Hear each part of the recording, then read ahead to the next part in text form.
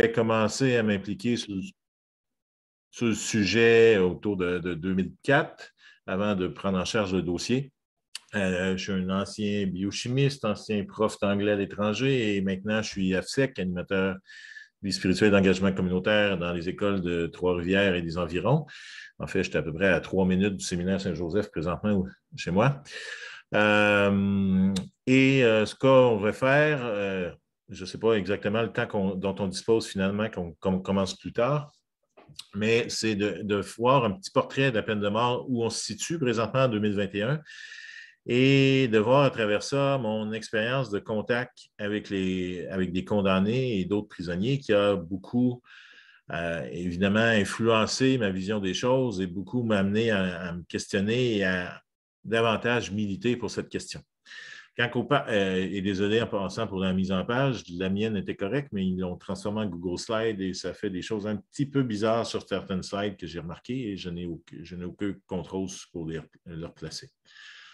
Et si jamais vous avez des questions, n'hésitez pas à cliquer sur la main là, pour la poser ou la poser dans la discussion ou de l'écrire dans la discussion. Donc, quand on parle de la question de la peine de mort, c'est sûr que ça soulève les passions parce qu'on parle de choses, souvent ici, on parle de crimes et d'homicides, mais dans la société en général, il y a 3 points sur lesquels on est capable de se mettre d'accord. Alors, la peine de mort soulève bien souvent des contradictions. Au niveau des 3 points en question, généralement, qu'on est capable de se mettre d'accord avec les gens. Je pense que c'est arrivé une fois qu'il y a quelqu'un qui s'ostinait, c'est que tout le monde veut vivre dans un environnement sécuritaire, de ne pas avoir peur de sortir après la tombée de la nuit, de ne pas avoir peur de se faire attaquer, peu importe. Il y a aussi une perception dans une bonne partie de la population canadienne que certaines lois semblent trop clémentes. Par exemple, souvent, ce qui m'est évoqué, c'est les questions de viol, qu'on ne voit pas la proportion entre la peine et ce que le geste a pu causer. Donc, ça mine beaucoup la confiance dans le système de justice qui est souvent amplifié par des commentateurs, des éditorialistes ou autres qui n'ont pas toujours les faits sous la main. L'autre chose, c'est qu'évidemment, on croit que les victimes ont droit d'obtenir justice, et par victime, ce n'est pas simplement les victimes du crime, quand on parle par exemple d'un homicide, mais également de la famille autour. Ceci dit, donc la peine de mort, ça amène son lot de passion, et c'est assez variable au niveau de taux de réprobation, variable selon l'actualité. Au Canada, malgré tout, ça tourne toujours depuis assez longtemps, je dirais, depuis autour de 62 % que les gens sont pour la peine de mort, du moins dans certains cas. Parfois, ça peut être des cas comme l'affaire, si vous connaissez, celui en bas à gauche, Guy Turcotte, l'ancien cardiologue de Saint-Jérôme, qui, là, près d'une dizaine d'années, dans une rage, a tué ses 2 jeunes enfants qui étaient au lit et qui a tenté, plus ou moins, selon certains, en tout cas, de se suicider par la suite. Et dans la foulée de l'affaire Turcotte, je faisais des présentations dans des écoles et je dirais que 95 % des gens étaient prêts à le condamner à mort et à l'exécuter. Je peux comprendre ce que ça fait perdre un enfant. Moi-même, j'en ai perdu un, pas dans des circonstances similaires, mais dans une maladie dégénérative du système nerveux à l'âge de 3 ans. Je sais c'est quoi perdre un enfant, pas dans un cas tragique de la même espèce.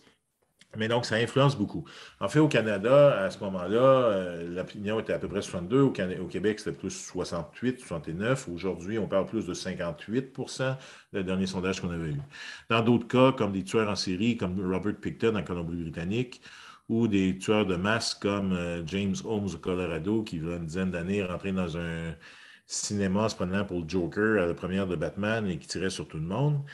Il y a des cas où les gens vont, de toute évidence, être pour la peine de mort, que ce soit pour des questions de coût, souvent, qui sont évoquées à tort, mais qui sont évoquées, d'effets dissuasifs, donc si on en punit, ça va en faire réfléchir d'autres, ou des cas qu'on dit, ça n'a juste pas de bon sens, débarrassez-nous de ces personnes-là. À travers le monde, la tendance, depuis qu'Amnesty travaille sur la question depuis une quarantaine d'années, le portrait a énormément changé. L'an dernier, 5 pays, eux 5, comportaient pour plus de 90 % des exécutions dans le monde, de celles qu'on est capable de comptabiliser. parce que vous voyez des milliers en Chine, c'est parce qu'Amnesty, depuis 2009, ne publie plus de chiffres sur la Chine, qui sont secrets d'État, sauf quand ça fait leur affaire. Et donc, la propagande à travers les médias d'État utilisait les chiffres d'Amnesty qui étaient diminués d'année en année compte tenu du manque de vérification qu'on était en mesure de faire pour dire, voici, la situation s'améliore. Ce qui n'est pas exactement le cas. Donc, et quand on voit des plus, c'est parce qu'il y a un certain nombre qui sont validés dans certains pays et pas dans d'autres. Un pays qui n'est pas là et dont on va parler davantage tout à l'heure, c'est les États-Unis, qui pendant très longtemps trônaient dans le top 5.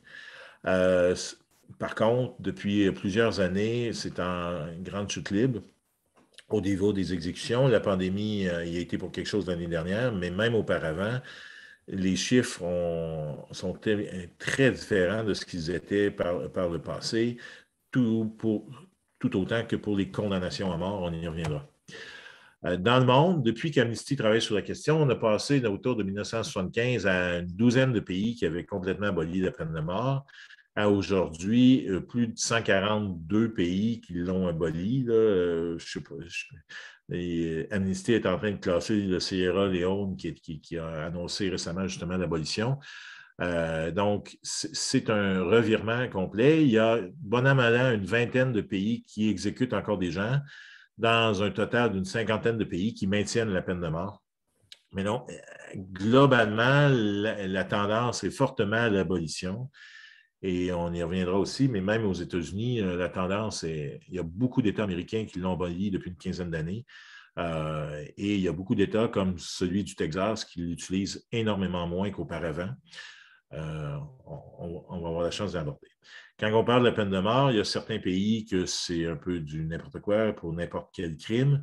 Si je prends ici la caricature qui parle de Corée du Nord, depuis le début du règne de Kim Jong-un qui a succédé à son père, les cas sont vraiment atroces, allant de son oncle qui s'était fait dévorer par des chiens affamés, au général de l'armée qui, parce qu'il avait roupillé pendant un défilé militaire, on lui a envoyé un missile antibalistique, à des choses comme ça. Mais généralement, dans le monde, quand on voyait tout à l'heure l'ensemble des pays qui exécutent le plus, ce ne sont pas pour des questions de meurtre. Bien souvent, c'est encore des cas de crimes qui ne sont pas passibles de la peine de mort selon le droit international, possession de drogue. Dans certains cas, comme en Arabie Saoudite, ça peut être le blasphème, donc de prétendre que Dieu n'existe pas ou des choses comme ça. Donc, il y a plus de crimes non capitaux qu'il y en a pour des cas d'homicide.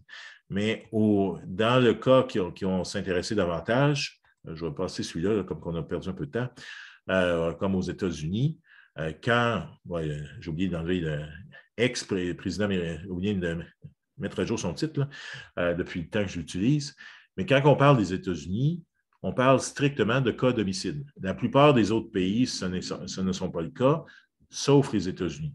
En fait, les États-Unis et le Japon sont les deux seuls pays avec une démocratie et avec un système de justice digne de ce nom qui sont encore à utiliser la peine de mort. Le Japon l'utilise très peu.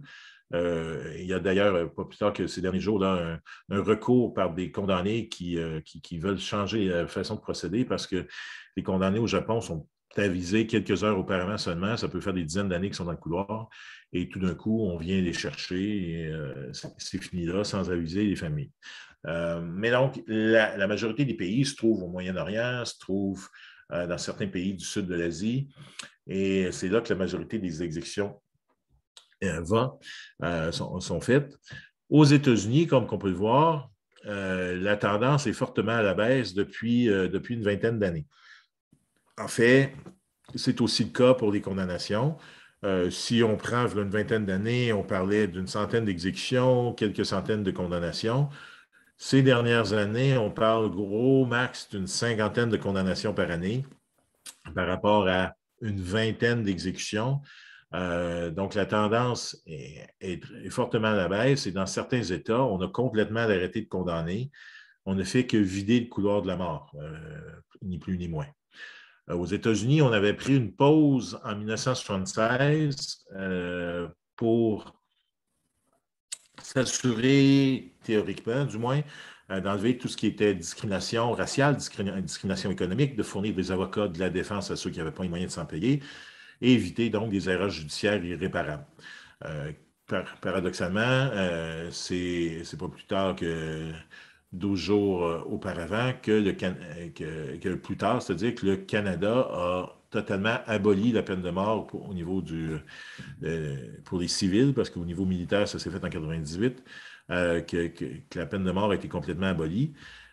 Et à l'époque, le gouvernement du père de Justin Trudeau, Pierre Elliott, avait clamé que c'était pour des questions montrant qu'il n'y avait pas d'effet dissuasif et qu'on risquait d'exécuter des innocents.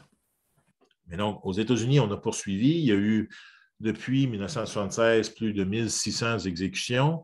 La semaine dernière, on en a eu une qui ne s'est pas très bien déroulée en Oklahoma. Ça fait près d'une quarantaine, d'ailleurs, d'exécutions bâclées comme ça à différents niveaux. Il y a un détenu qui s'est mis à vomir, à avoir des convulsions, et ça a été très long. Là, ça n'a pas très bien fonctionné. C'était la première en exécution en Oklahoma depuis plusieurs années, après qu'il y a eu des exécutions bâclées qui ne sont pas très bien procédées non plus. Donc, c'est un peu ça. Aux États-Unis, ceci dit, on n'exécute pas et on ne condamne pas tout le monde à mort. D'une année à l'autre, on peut avoir 12 à 14 000 meurtres, homicides, et là-dessus, il y en a la plupart ne seront pas condamnés à mort. Mais on dit qu'on réserve ce châtiment au pire des pires. Quand on regarde ça dans les faits, on voit que ça ne tient pas la route. Un exemple de ça, c'est, vous voyez à droite, Cal Brown, qui a été exécuté il y a une dizaine d'années dans l'État de Washington, dans le coin de Seattle. Et souvent, lors des derniers moments dans la vie d'un condamné, les journalistes s'intéressent beaucoup à deux choses. Un, savoir qu'est-ce qu'ils ont dit comme dernière parole et qu'est-ce qu'ils ont mangé comme dernier repas, qu'ils n'ont jamais eu le temps de digérer, mais ça, c'est une autre question. Et lui, ce qui avait frappé à ce moment-là, c'était qu'il avait déclaré « Je comprends qu'on me condamne à mort pour ce que j'ai fait. Par contre, pourquoi moi et pourquoi pas lui? » Lui, en parlant de M. Ridgway à votre gauche, le deuxième tueur en série le plus prolifique des États-Unis. Ben pourquoi? C'est parce que dans le cas de Cal Brown, on n'avait pas besoin de lui pour retrouver la victime, mais pouvoir clore l'affaire. Alors que dans le cas de Ridgway, il a aidé la police à découvrir les traces de certains corps en échange de ne pas se faire exécuter. Et dans les faits, les condamnations à mort, c'est une prérogative des procureurs qui peuvent poursuivre ou non la peine de mort. Donc, si tu es à Laval, peut-être que le procureur qui gérerait Laval serait en faveur, mais que celui à Terrebonne ne le soit pas. Exemple. Donc, dépendamment, ce n'est pas juste une question du pays, ce n'est pas juste une question de l'État, c'est vraiment une question où on se trouve. Et c'est un peu ça le problème. Aux États-Unis, vous voyez une carte qu'on pourrait rajouter le Colorado là-dessus. Il y a New Hampshire qui ont aboli, aussi la Virginie. Et la Californie est en moratoire présentement. Donc, c'est des changements à la carte sur la dernière fois que j'en ai mis la main sur une.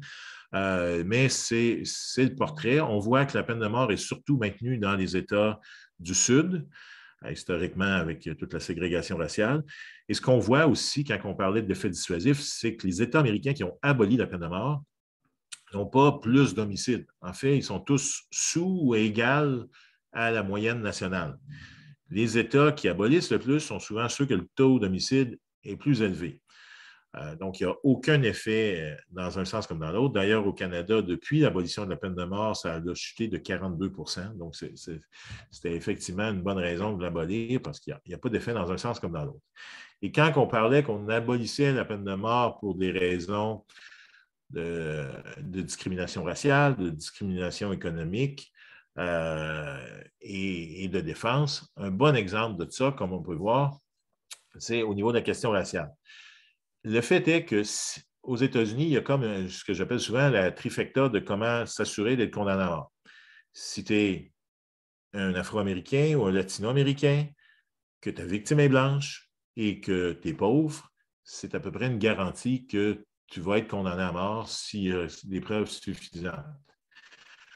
En fait, la proportion d'Afro-Américains par rapport aux Blancs, c'est loin d'être égal aux États-Unis. Si je me souviens bien, les Afro-Américains représentent quelque chose comme 13 de la population américaine, mais il y a une disproportion dans les condamnations à mort des Afro-Américains et des Latinos versus ceux des Blancs, surtout quand on parle que la victime est blanche. Donc, par exemple, si tu parles que c'est un avocat blanc de la ville et qui a été tué de manière présumée par une personne noire, les chances sont que le procureur, l'enquête va mettre toute la gomme pour condamner.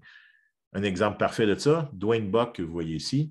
En fait, Dwayne Buck, il y a une vingtaine d'années, a été condamné pour un meurtre qui ne s'est jamais tant obstiné de sa culpabilité. Mais ce qui était vraiment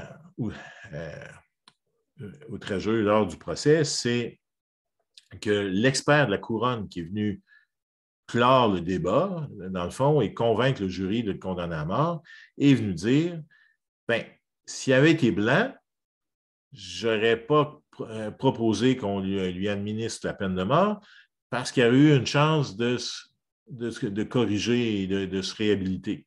Mais comme il est noir, c'est sûr qu'il va recommencer. Grosso modo, ce fut ses paroles.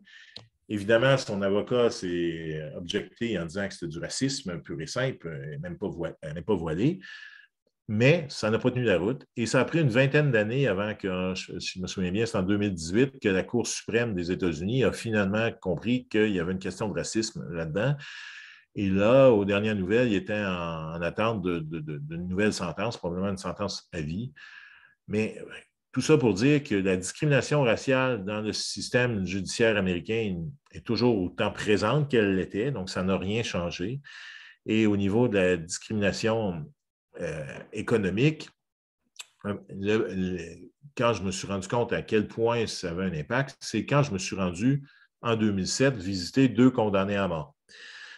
je n'étais pas payé pour aller là, c'est moi qui ai décidé d'aller passer plusieurs jours dans la ville de Livingston, au Texas, qui comporte, la dernière fois que j'ai regardé, 5400 habitants, dont la population carcérale, dont les gardiens, un Walmart ouvert 24 heures, une banque et une station-service, c'est à peu près tout. À Livingston, la prison est en 2 portions. La portion de droite sur la photo, c'est la population carcérale générale, donc des gens qui purgent des peines de long terme, peine à vie, peine de 25 ans, etc., pour toutes sortes de crimes. Et à gauche, c'est le couloir de la mort. Quand j'y étais en 2007, il y avait environ 400 condamnés à l'époque. Et quand je dis que le Texas, tout comme plusieurs autres États, ont arrêté de condamner à outrance, malgré qu'ils ont continué d'exécuter, c'est qu'aujourd'hui, le chiffre de 400 est tombé à peu près à 230. Donc, bon an, mal an, on a continué d'en exécuter un certain nombre à chaque année, sans nécessairement en condamner, et donc le couloir se vide peu à peu. On a certaines années, dernièrement, on parle de 2, de 3 condamnations à mort. Beaucoup pour des raisons, pas nécessairement des raisons pour lesquelles Amnesty militerait, pour des raisons de droits humains, mais plutôt souvent pour des raisons économiques. On s'est rendu compte à quel point ça ruinait.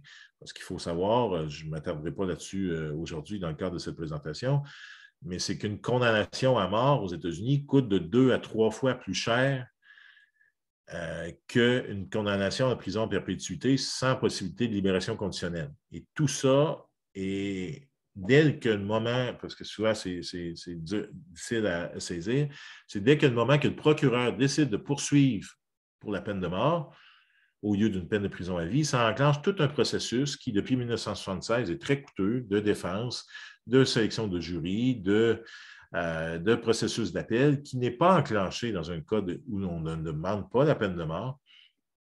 Donc, même si en bout de ligne, la personne serait reconnue non coupable, innocentée, ça aurait quand même coûté une fortune, beaucoup plus que le coût que ça peut peut-être de garder quelqu'un pendant 40 ans en prison. Donc, comme je l'ai dit, ça varie de 2 à 3 fois plus cher.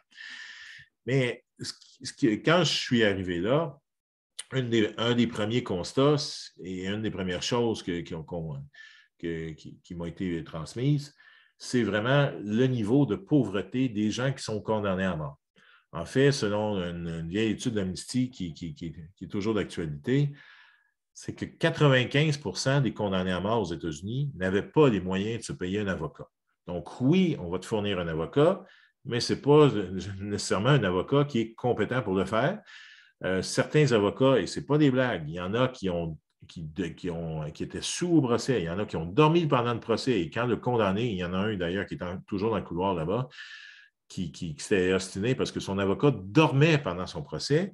On lui avait dit, ben, peux-tu prouver que ton avocat dormait pendant des parties importantes du procès, comme s'il y avait un bout qui n'était pas important dans un procès quand ta vie est en jeu. Des avocats qui n'ont jamais rencontré leurs clients, qui n'ont jamais interrogé des témoins, des avocats de droit civil, donc qui font des cas de divorce, qui font des cas de corruption, mais qui n'ont jamais fait de cas d'homicide. Donc, des gens qui ne sont pas nécessairement qualifiés, qui sont débordés et qui prennent ce qu'ils peuvent s'ils veulent avoir du travail. Donc, si tu es quelqu'un de couleur, la victime est blanche et que tu es pauvre, ben, tu te ramasses là, alors que dans la population carcérale générale, il y a des gens qui avaient tué plusieurs personnes, il y avait des gens qui avaient commis des crimes vraiment horribles, mais eux se retrouvaient avec des peines moindres parce qu'il y avait les moyens de se payer un avocat. C'est un peu ce qui est arrivé avec Guy Turcotte au Québec, cardiologue. Il y avait les moyens de se payer un des meilleurs avocats au Québec, Maître Poupard. Et dans le premier procès, ben, il y avait eu des circonstances atténuantes avant que dans un deuxième procès, ça soit moins reluisant. Et ce que je me suis rapidement aperçu aussi au Texas, avec un des deux que j'ai été visiter, dans le couloir de la mort, c'est qu'il y a plusieurs de ces personnes-là condamnées à mort qui n'ont pas tué personne, ce qui n'est pas le cas dans aucun autre État américain. En fait, il y a une loi au Texas, la loi des parties, la loi 7.02b, qui dit que si tu es présent sur les lieux d'un crime, tu es tout aussi coupable que d'autres personnes, juste du fait, par exemple, de conduire la voiture, d'avoir fourni l'arme, d'avoir fourni la voiture ou d'avoir été là lors du vol. Donc, au lieu de punir à mort strictement une personne, on peut en punir 4 ou 5 sous la même. Et ça, même les gardiens de prison ne le savaient pas là-bas. On leur dit qu'ils gardent des pourris, des gens qui ne méritent pas de vivre, et le croient. Et dans les conditions au Texas, c'est une des choses je n'ai pas mis les pieds jusque dans les cellules, évidemment. Là. Ce n'est pas ma photo que vous voyez ici, mais c'est ce que ça a l'air, une cellule dans le couloir de la mort au Texas. C'est une cellule de 2 mètres par 3 mètres. Tout ce qui est dans qui leur appartient, tout ce qui est lettres, qui livre ou autre, doit être contenu sans dépasser dans le cadre qui est sous le lit. Ils passent 23 heures sur 24 dans cette cellule. Ils ont une mini fenêtre, comme vous pouvez voir sur la photo extérieure, une fente pour passer le plateau de nourriture et se passer les bras pour se faire enlever et remettre les menottes quand ils sortent de la cellule. Et c'est des conditions vraiment inhumaines. Ils n'ont pas de télé, ils n'ont pas d'accès ils ont accès à certains livres, ils ont accès, mais c'est très limité, ils ont accès au courrier, souvent qui est tout trié, etc. Mais c'est des conditions extrêmement difficiles que même si tu te ramasses innocent, parce qu'il y a cas dans le couloir, parce qu'il y a des études qui sont venues démontrer qu'une personne sur 25 est innocente, ben, tu te retrouves dans des conditions qui vont te rendre fou. Moi, ceux que j'ai visités pendant que j'étais là, il y en a 2. Le premier que j'avais visité, que ça faisait un bout de temps à qui j'écrivais, je m'étais pas mis j'avais commencé à faire des cartes de vœux, comme sûrement plusieurs d'entre vous, dans le cadre des campagnes d'amnistie, mais j'étais curieux d'avoir un retour, donc je m'étais mis, suite au Congrès mondial contre la peine de mort qui avait eu lieu à Montréal en 2004, à correspondre avec quelques détenus, tous au Texas, que ça s'est avéré, et j'en ai visité 2 de ceux-là. Vous voyez, ce n'est pas comme dans Unité 9 autour d'une table, c'est vraiment derrière une vitre par balle qu'on est au téléphone, un temps très limité. Parce que je venais de l'extérieur, j'avais un peu plus de temps que quelqu'un qui habite proche. Et Bianca Adams et l'autre que vous allez voir, Franklin Alex, ils ont été exécutés dans les années qui ont suivi. Dans le cas de Bianca, c'est un de ceux qui a été victime de la loi des partis. Il n'était pas blanc comme neige dans l'histoire, mais il n'avait pas tué la personne non plus. Mais c'est des gens qui restent en vie de par les contacts humains qu'ils ont. J'ai vu une couple de détenus dont leurs visiteurs quittaient complètement. C'est comme s'il y avait un interrupteur de lumière qui se faisait dans leur tête et qu'il n'y avait plus de service au numéro qu'on avait composé dès que le visiteur quittait. C'est vraiment ce qui est maintient en vie. Il y a peut-être le quart des condamnés qui ont des contacts avec l'extérieur, des visiteurs. Pour vous dire à quel point les conditions sont atrocement difficiles. Il y en a même un qui est toujours dans le couloir, aux dernières nouvelles, Andrew Thomas, qui, il y a très longtemps, s'était arraché un œil à force de virer fou. On avait finalement juste 30 minutes, comme on a commencé 15 minutes plus tard, et qui s'est arraché un œil, et quelques années plus tard, c'est-à-dire s'est arraché l'autre, il l'a même mangé. Tout ça mais selon la Cour, il est toujours assez sain d'esprit pour qu'on l'exécute. Donc, c'est des conditions extrêmement difficiles, comme dans le cas de Franklin, lui, il y a des condamnés pour qui je faisais plus ou moins confiance. Il y avait comme une relation de confiance qui pouvait s'établir, mais pas tant dans son cas, malgré que son cas était cité dans un de ceux, parce qu'il venait de Houston et le laboratoire de criminaux avait été trouvé coupable d'avoir falsifié des douzaines de résultats et son nom était mentionné dans comme un des 2-3 cas phares. Mais on l'avait quand même exécuté en disant on ne perdra pas notre temps, c'est un pourri, peu importe. Et c'est des gens comme ça qui ont été exécutés.